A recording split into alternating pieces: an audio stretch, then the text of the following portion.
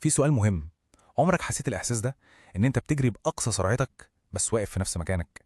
يعني بتشتغل وبتقبض وبتصرف وفي الآخر تبص على حسابك في البنك تلاقيه زي ما هو؟ طب إيه رأيك بقى؟ لو قلت لك إن المشكلة على فكرة مش فيك أنت، دي مجرد نقطة تحول واحدة بس لو قدرت تعديها صدقني كل حاجة بتتغير. خليني أحكي لك قصة شخص ممكن تكون شبهك بالظبط. واحد بيحاول يوفر فلوس، كل أول شهر يقول لنفسه خلاص الشهر ده هبدأ أحوش بجد، وفي الآخر ولا الهوا، مفيش أي حاجة بتحصل. طب عارف ليه بيحصل كده؟ الإجابة بسيطة جدا، عشان هو وإحنا كلنا تقريبا لسه في مرحلة ممكن نسميها مرحلة الشغل اليدوي. وخليني أقول لك على حاجة، المرحلة دي بالذات هي اللي 90% من الناس للأسف بيستسلموا فيها وبيبطلوا يحاولوا. يعني ايه الكلام ده؟ ببساطة شديدة معناها ان كل جنيه واحد بيدخل حسابك مصدره الوحيد هو تعبك ومجهودك انت وبس. فلوسك في المرحلة دي لسه مجرد رقم، لسه مش بتشتغل عشانك. عايزك تتخيل معايا المشهد ده. تخيل انك بتحاول تملى بانيو بس بخرطوم ميه رفيع جدا، وفي نفس الوقت السدادة بتاعة البانيو مفتوحة على الآخر والميه بتنزل. إحساس محبط صح؟ أهو ده بالظبط اللي بيحصل مع فلوسك، تكسب من هنا وتصرف من هنا، وفي النهاية بترجع تاني لنقطة الصفر. طب وبما إننا بنتكلم بصراحة، عايز أسألكم سؤال.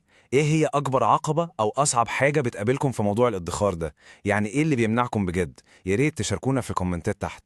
بس استنى لحظة، المشكلة الحقيقية أصلا مش في كل ده.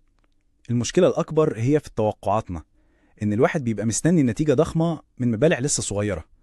يعني خلينا ناخد مثال بالأرقام. هنفترض إنك قدرت تحوش 5000 جنيه واستثمرتهم في حاجة جابت لك عائد نقول مثلا 10% في السنة. عارف هتكسب كام؟ 500 جنيه. يعني مش المبلغ اللي هيغير حياتك ولا هيخليك مليونير، صح؟ وهو ده السبب بالظبط اللي بيخلي ناس كتير جدا تستسلم في الأول، بيحسوا إن مفيش فايدة. فلو عمرك حسيت بالإحساس ده قبل كده، إحساس إنك بتتعب على الفاضي والنتيجة مش باينة، يبقى خليك معايا عشان الكلام اللي جاي ده معمول عشانك بالذات. بس ركز معايا، من هنا بقى اللعبة كلها بتتقلب تماما. تعال نرجع لنفس الشخص اللي في قصتنا، بس المرة دي هنتخيل انه كمل وما استسلمش ووصل فعلا انه يحوش اول 100,000 جنيه. فاكر نسبة 10% اللي اتكلمنا عليها؟ اهي نفس النسبة دي، بس المرة دي على 100,000 بقت بتجيب له كام؟ 10,000 جنيه في السنة من غير ما يعمل أي حاجة.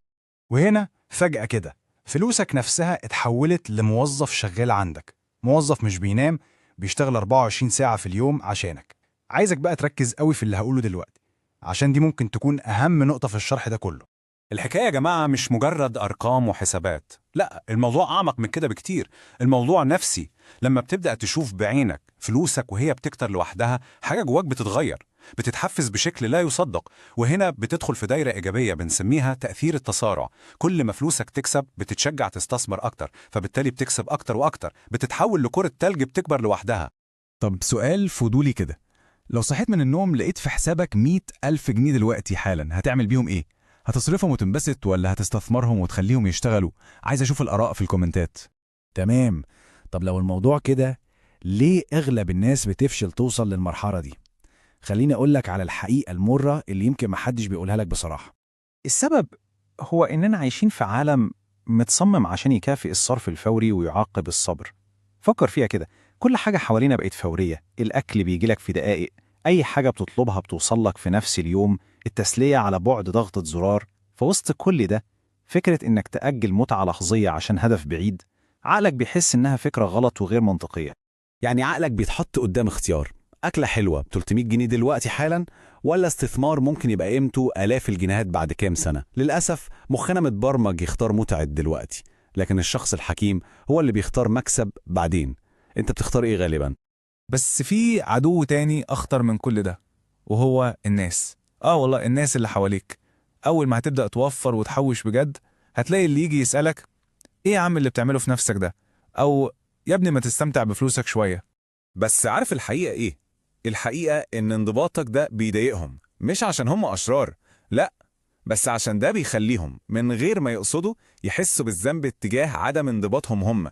ولو انت وصلت معايا لحد هنا ولسه مركز وبدأت تفهم اللعبة دي بجد، فانت فعلا مش مشاهد عادي، انت من القلائل اللي بيدوروا على التغيير الحقيقي، وعشان كده مكانك معانا هنا، فما تنساش تشترك. طيب نيجي للسؤال المهم، تعمل إيه بقى عملياً عشان توصل؟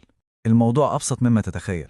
الخطة عبارة عن 4 خطوات واضحة. أولاً، راقب كل جنيه بيطلع من جيبك لمدة شهر واحد بس. تانياً، امسك المصاريف دي واقطع أي حاجة ملهاش قيمة حقيقية في حياتك. تالتاً، لازم تزود دخلك، أي طريقة، شغل جانبي، فريلانس، أي حاجة. ورابعاً وده الأهم، استثمر الفرق اللي قدرت توفره.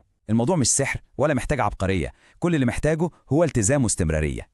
عايزك تفتكر دايما أول 100,000 جنيه هتحوشهم هم مش مجرد رقم في حسابك، لا، دي اللحظة الفارقة، دي اللحظة اللي فلوسك فيها هتبدأ تشتغل عشانك، واللحظة اللي طريقة تفكيرك نفسها هتتغير، وحياتك كلها هتبدأ تتحول لمسار مختلف. لو حسيت إن الرسالة دي لمستك ومهمة، يمكن تكون مهمة كمان لحد تاني تعرفه، شاركها معاه.